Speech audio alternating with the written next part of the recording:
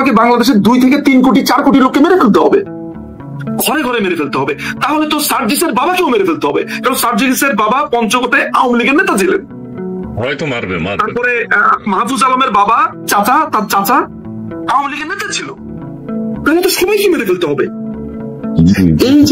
এই যে ছোট ছোট ছোট ছোট ক্ষোভ গুলো, এই জিনিসটা মেনে নিতে হবে যে বাংলাদেশের আওয়ামী লীগের সমর্থক থাকবে। এটা বাড়ছে।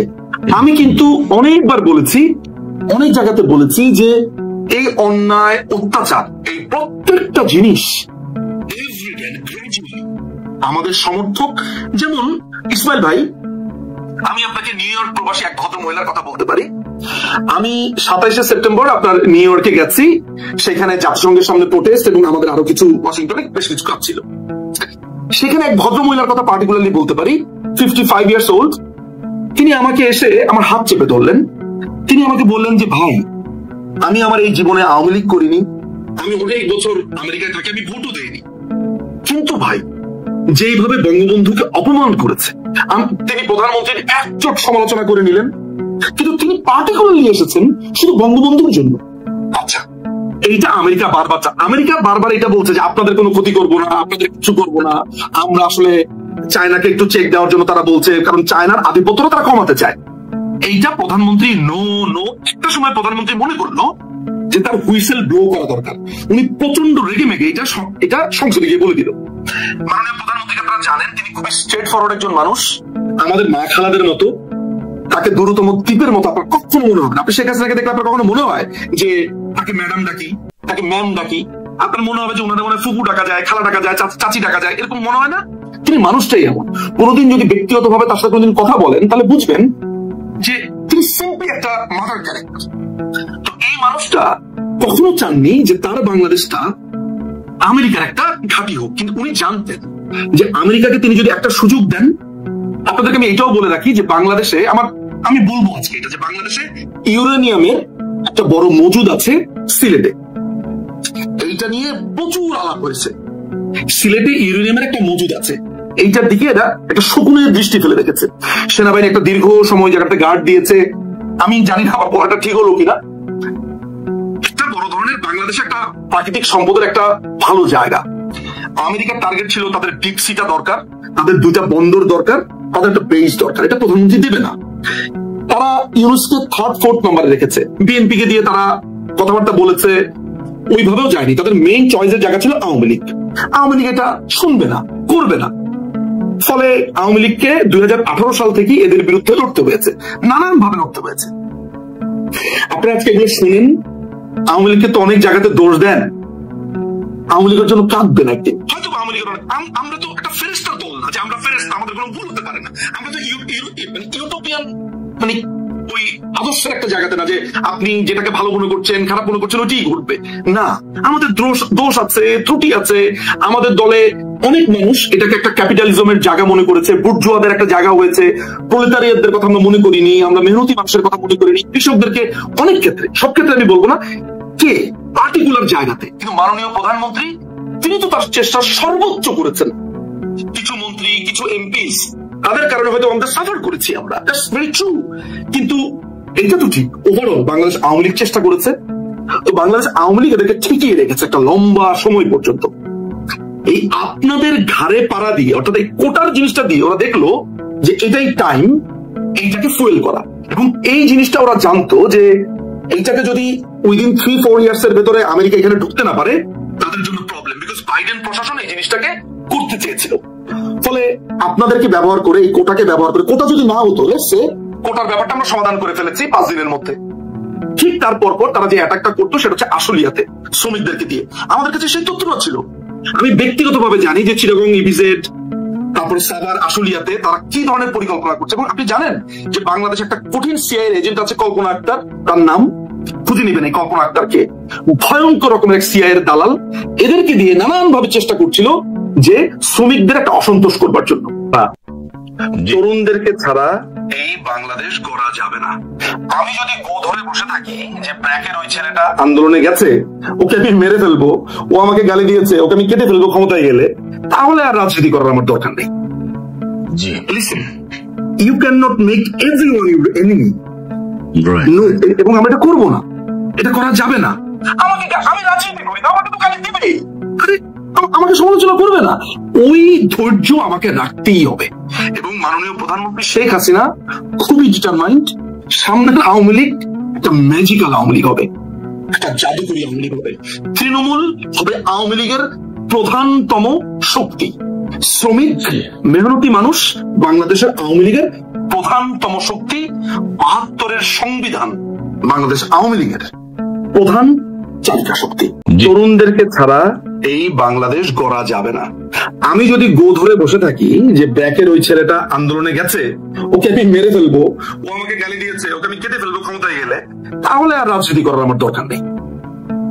Listen, you can not make everyone your enemy, এবং আমরা এটা করবো না, এটা করা যাবে না।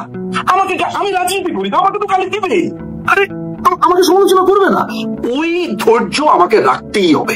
এবং মাননীয় প্রধানমন্ত্রী শেখ হাসিনা খুবই ডিটারমাইন্ড, সামনের আওয়ামী লীগ একটা ম্যাজিক্যাল আওয়ামী লীগ হবে, একটা জাদুকরী আওয়ামী লীগ হবে। তৃণমূল হবে আওয়ামী লীগের প্রধানতম শক্তি, শ্রমিক মেহনতি মানুষ বাংলাদেশের আওয়ামী লীগের প্রধানতম শক্তি, ৭২-এর সংবিধান বাংলাদেশ আওয়ামী লীগের প্রধান চালিকা শক্তি। আমি শুধু আমার একটা কথা বলতে চাই যে জনগণের জন্য শুধু শেষ, জয় বাংলা, জয় বঙ্গবন্ধু, বাংলাদেশ। একটা বিশ্বাস করুন, আমাকে আপনি অনেক খারাপ ভাবতে পারেন, আমি আপনাদের মতো আপনাদের বড় ভাই, আমার বয়স আজকে মিড 40-তে 45, 44, 45। সো আপনারা আমাকে যদি ভাই ভাবেন, আমি ধরেন আওয়ামী লীগ সমর্থন করি, আপনার সাথে আমার অসংখ্য তর্ক হবে, আমি আপনার কথা মানবো না, এন্ড অফ দ্য ডেতে আমি আপনাকে মেরে ফেলবো না। আমার সাথে আপনি তর্ক করতে পারেন, আপনি যে পার্টিরই হন না কেন, আপনি আমার সাথে কথা বলতে পারেন, এই জায়গাটা আমি সবসময় রাখি, অল দ্য টাইম, এক্সেপ্ট জামাত। এই মৌলবাদীর কোন স্থান নাই আমার সাথে, ওরা ওদের কথা থাকবে, অন্য যে কোনো party you can talk to me. এবং আমি আপনার আগেও বলি যে মাননীয় প্রধানমন্ত্রী আপনার শত্রু নয়। মাননীয় প্রধানমন্ত্রী শেখ হাসিনা বারবার বলেন এই ছাত্রদেরকে ব্যবহার করা হয়েছে, তিনি এমন না যে আওয়ামী লীগ আসলে আপনাদেরকে ফাঁসি দেবে, মারবে, কাটবে, নো, আমাদের পলিসিতে এটা নেই। আমাদের পলিসিতে যা আছে, বাংলাদেশ আওয়ামী লীগ ক্ষমতায় আসলে এই দেশটা হবে মেহনতি মানুষের, এই দেশটা হবে কৃষকের, এই দেশটা হবে শ্রমিকের, এই দেশটা হবে তরুণদের, এই দেশটা হবে যার ব্রেন আছে তার। এই দেশটা আমরা এমন ভাবে করব যে প্রত্যেকটা তরুণ যেন মনে করতে পারে এই দেশটা তার, irrespective of any political ideology, doesn't really matter. ম্যাটারটা হচ্ছে তরুণদেরকে আমরা কানেক্ট করতে চাই এই কান্ট্রিটার সাথে, ওদের মাথার ভিতরে আমরা পুশ করে ঢুকিয়ে দিতে চাই এই দেশটা তার, এই দেশটা আমেরিকার না, এই দেশটা অন্য কোনো দেশের না, এই দেশটা তার। এই বাঙালি জাতীয়তাবাদ, এই দেশ তার মাথাতে আমরা দিতে চাই। এবং শিক্ষা, আমরা এডুকেশন সেক্টরটাকে এমন একটা জায়গাতে নিয়ে যেতে চাই যেন তাকে যুদ্ধ করতে না হয় আর সারা পৃথিবীতে, আমাদের যেন ওই সৌদি আরবে গিয়ে বা মিডল ইস্টে গিয়ে এত কষ্ট না করতে হয়। আমরা বাংলাদেশটাকে মেহনতি মানুষের করতে চাই। একজন কৃষক, তিনি এমপি হবেন, তিনি ধান লাগানো শেষে পার্লামেন্টে আসবেন, পার্লামেন্টের সেশনের পরে ধান লাগাতে যাবেন। একজন শ্রমিক মেহনতি মানুষ, তারা হবে সামনের সময়ের প্রতিনিধি। বাংলাদেশ আওয়ামী লীগ তরুণদেরকে নিয়ে, শ্রমিকদেরকে নিয়ে সামনের জীবন গড়বে। আমাদের ভুল থাকতে পারে, ভ্রান্তি থাকতে পারে, কিন্তু আমরা এই মানুষকে, বাংলাদেশকে ভালোবাসি। অনেক ধন্যবাদ। আপনি, সে বলছে যে এটা একটা হৃৎপিণ্ড, এটাকে যদি আমি বিদেশি কোম্পানির কাছে দিয়ে দিই, এটার জন্য টেন্ডার কোথায়? এটা অতীতে যখন দেওয়া হয়েছে টেন্ডার সাবমিট করা হয়েছে, টেন্ডার কই?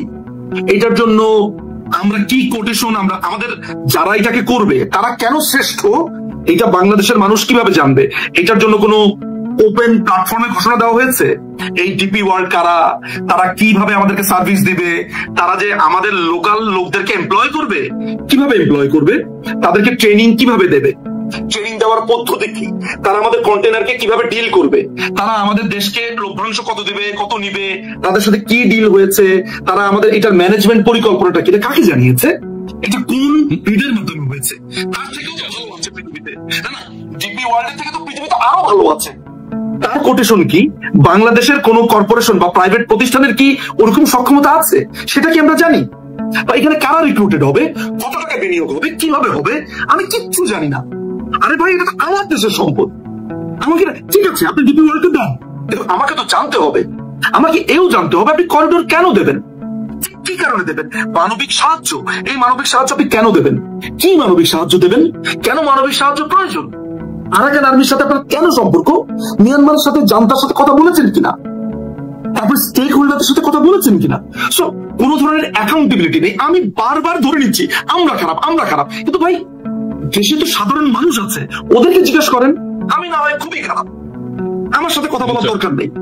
ওকে ইউনুস, মানে আমি যদি একটা ছোট প্রশ্ন করি তরুণদের কাছে, আচ্ছা তরুণরা আপনারা একটু চিন্তা করে দেখেন তো, এই যে তারা একটা মিটিং এর ভেতরে ইউনুস সাথে নেপালের এক অ্যাম্বাসেডর যে আমরা একটা স্ট্রং ইকোনমিক জোন তৈরি করতে চাই, 7 সিস্টার্স নেপাল ভুটান ওদেরকে দিয়ে। আচ্ছা 7 সিস্টার্স কে আলাদা একটা রাষ্ট্র, এই যে ইচ্ছা করে ভারতকে গুতান, এই যে অন্য একটা গুতান, আপনার কাছে কি মনে হয় না যে ও কারো এজেন্ডা বাস্তবায়ন করছে? মানে এটার জন্য তো আপনি ম্যান্ডেট, এটার জন্য তো আপনি কোনোদিন চাননি, কোনো কিছুর জন্য আপনি ম্যান্ডেট দেননি। এই ছোট একটা উদাহরণ থেকে আমি আপনাকে বলতে পারি, সেটা হচ্ছে যে এরা বাংলাদেশকে একটা যুদ্ধের মধ্য দিয়ে ঠেলে দিয়ে আস্তে করে আমেরিকায় ভাগবে। এই শিশু উপদেষ্টা বলেন বা যারা আছেন প্রত্যেকের বিদেশি পাসপোর্ট এবং প্রত্যেকের ভিসা নেওয়া আছে। দুই একজন হয়তো বা খপ্পরে পড়ে যাবে, পালাতে পারবে না, বাকি সবগুলো কিন্তু পালিয়ে যাবে, মাঝখান দিয়ে বিপদে পড়বেন আপনি। যা কিছু ঘটে গেছে, সামটাইমস উই ফিল ব্লেসড। কেন ব্লেসড মনে করি জানেন? যেমন ধরেন যে এই যে আজকের এই ঘটনাটা, যে হাহা রিয়েক্ট দিয়েছে, এই কারণে চাকরি চলে গেছে, কমেন্ট করেছে, চাকরি চলে গেছে, আপনি সমালোচনা করেছেন, চাকরি চলে গেছে। মানে ফ্যাসিজমের কোন পর্যায়ে আছি আমরা তাহলে? তীব্রতাটা ঠিক এই পর্যায়ে যে একেবারে আওয়ামী লীগ বিরোধী একটা মানুষ আমাদের সামনে হয়তো বা তার ইগোর কারণে স্বীকার করে না, তো বাসায় ফিরে বলে হোয়াটস গোয়িং অন। আরে এটা থেকে ভয়ঙ্কর লোকজনকে দাওয়াত দিয়ে নিয়ে এসেছি। মানে তার কাছে মনে হচ্ছে যে আমি কি করেছি। আমার মাঝে মধ্যে মনে হয় যে এই পুরো ঘটনাটা আমাদের জন্য ব্লেসিংস, এতটুকু দেখানোর জন্য তোমরা আমাদেরকে যা বলেছো আমরা তা ছিলাম না। এইটা যে একটা আমেরিকান চাল, এই ছেলেগুলো বুঝবে আফটার ধরেন 35 বা মানে 40-র ভেতর ওরা বুঝে যাবে, একটা সময় বুঝবে। আমি আমার এই মিড 40-তে, আমি আমার এই মিড 40-তে আজকে যখন পেছনে ফিরে তাকাই, আজকে থেকে ধরেন 16-17 বছর আগে যেভাবে ভেবেছি, আমি আজকে এইভাবে ভাবি না আসলে। আজকে থেকে 18 বছর 19 বছর আগে 30 বয়স, আমি যখন আমি ইংল্যান্ডে এসেছি ধরে 22-23 বছর বয়সে, ওই সময় নিজুম আর আজকে নিজুমের মধ্যে আকাশ পাতাল তফাৎ। আমার বাবা আমাকে সবসময় বলতেন, সবসময় এখনো বলেন, তুমি 40-এর পরে একটু বুঝতে শিখেছো, তুমি 40-এর আগে কিছুই বোঝোনি। বিলিভ মি, বাবার সাথে আমি তর্কাতর্কি করতাম, অপছন্দ হতো। আজকের যারা তোমরা 18 থেকে 30-এর মধ্যে আছো, তোমরা এক ধরনের রোমান্টিসিজমের মধ্যে আছো।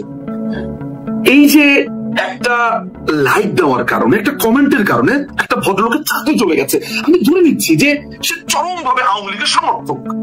কিন্তু তোমার কাছে কি মনে হয় যে তুমি এইভাবে সিঙ্গেল আউট করতে পারবে? তো এটার জন্য তো তোমার, আমি শুধু আমার একটা কথাই বলতে চাই যে জনগণের জন্য শুধু শেষ, জয় বাংলা, জয় বঙ্গবন্ধু।